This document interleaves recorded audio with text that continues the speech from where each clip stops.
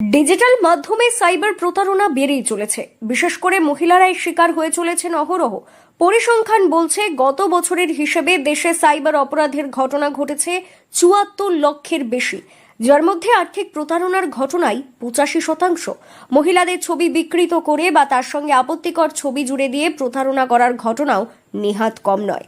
বর্তমানে নগদ লেনদেনের বদলে অনলাইন অর্থ লেনদেনের প্রবণতা অনেকাংশে বৃদ্ধি পেয়েছে। ১০ টাকা হোক কিংবা ১০ লক্ষ টাকা, অনলাইনের মাধ্যমে খুবই সহজে একজনের অ্যাকাউন্টে টাকা অন্য গ্রাহকের অ্যাকাউন্টে ঢুকে যেতে পারে। সাইবার প্রতারণায় প্রতারিতদের টাকা উদ্ধারে বড় সাফল্য পেল নবগ্রাম থানা।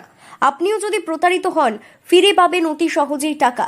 করতে হবে বেশ কিছু সহজ পদ্ধতি। হ্যাঁ না, তো এই বর্তমান পরিস্থিতিতে এরকম ভুল কিভাবে হলো দাদা?